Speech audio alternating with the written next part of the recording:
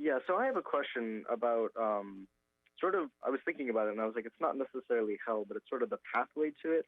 So I was Okay. listening to Frank Turek and Michael Jones from Inspiring Philosophy, and they both seem to imply, or at least they quote, and they seem to imply that they kind of hold the view of like, excuse me, the gates of hell are locked on the inside. Uh-huh. Um, I don't know. Something about that seems kind of contrary to the normal way of looking at hell. Sort of like I was actually watching Tim Barnett from the Red Pen Logic, and I thought he said it pretty well. Sort of the traditional way of defining. He said God does send people to hell, but it's because of the sins that people choose to commit. That's In right. other words, we choose sin, not hell. But when we choose sin, we get hell because hell is a just punishment for sin. Do you hold that view? Do you know what C.S. Lewis is trying to say there? Um, well, there's a lot going on there. You mentioned Frank, and Frank and I have some differences on this issue. I'm Reformed, and he's not, Frank Hmm. Turek. But I never was comfortable with the phrase that hell's doors are locked on the inside.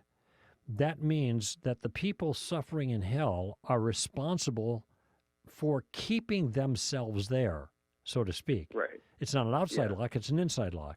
Now, this is that Lewis's phrase, locked on the inside?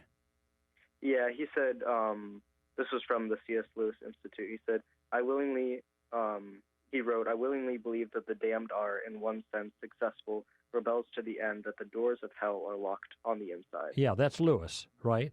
Yeah, Okay, right. yeah. Hmm. See, I, you don't want to cross swords with Lewis, without thinking Yeah. carefully about it. But I think in this Uh-huh. particular case, there's an imprecision there that's misleading.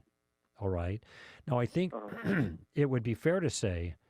So let me go after Lewis because he's dead and he can't fight back. If I go after Turek, then he can go after me. So okay, let's just Right. deal with Lewis.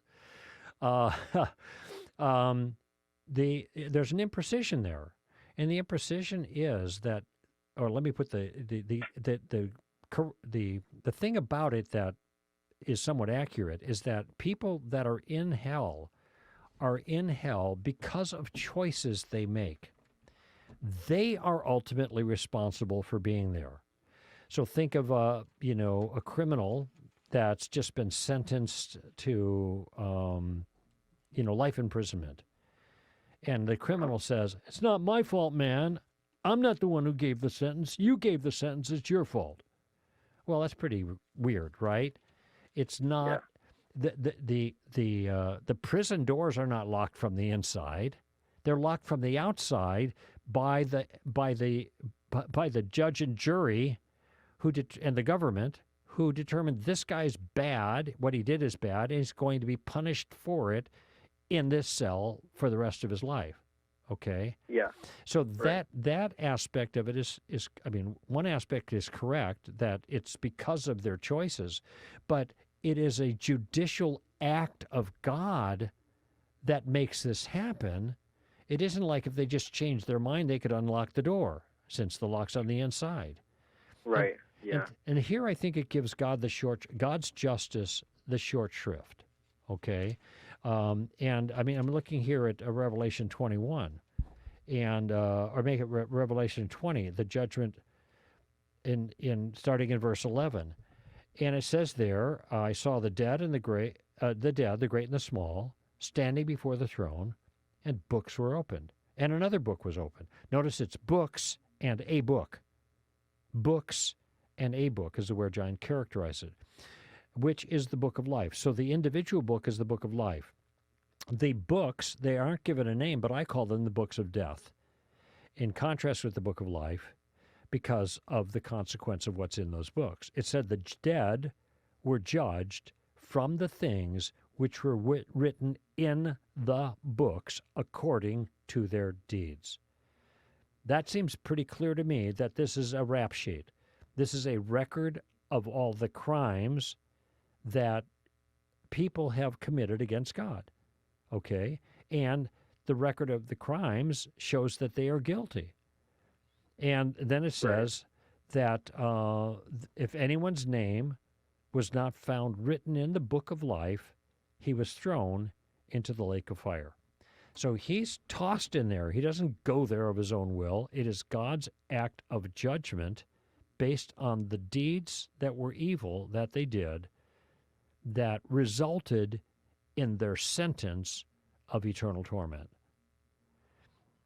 So so you can see, well, there's something kind of true there, but ultimately I think it's misleading. It's almost like washing God's hands of the process when in fact God is acting in a just fashion regarding the sin and rebellion of humankind.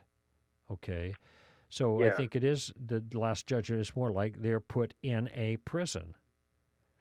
And if we follow the analog from our own justice system. Right. Okay. Yeah, that makes sense.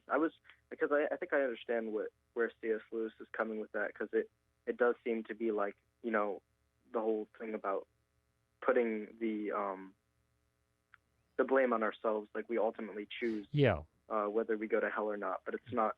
I was thinking about it. I was like, I don't know. I don't feel like it's not so much of us literally walking into the jail cell, but it's more of like we did an evil deed. And in fact, I think that's Tim was responding to a girl on TikTok who made that. She was like, well, she said, do you choose to go to hell? And then she like replied to herself pretending to be someone else. And she's like, well, yes, you choose to go to hell.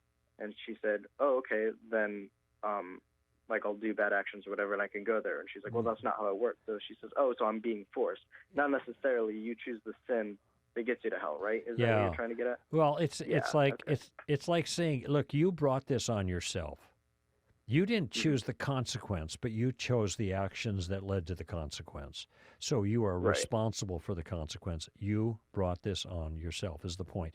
And I think that's kind of Lewis's point too. Now, there was nothing amiss in this regard with Lewis's theology. That's not what I'm suggesting. But sometimes when people with good theology put things a particular way, they turn a phrase, God loves the sinner, but he loves the sinner, but not the sin, for example. I call that a pastorism. People don't care how much you love. They don't care about what you. How does that go now? They don't care what you think unless they know how much you care, or however that goes. I have to think about it. These are things about that maybe have a truth to them, but if you take them too far, they can be misleading. And so I think that turns out to be a kind of imprecision the way people sometimes think of the way Lewis put it. So. That's what I think is going on here. It's just, if we were really being precise, they're not locked from the inside. They're locked on the outside by God, who threw people into that prison for punishment forever, and then he throws the key away after he locks it. But they are in there because of what they did.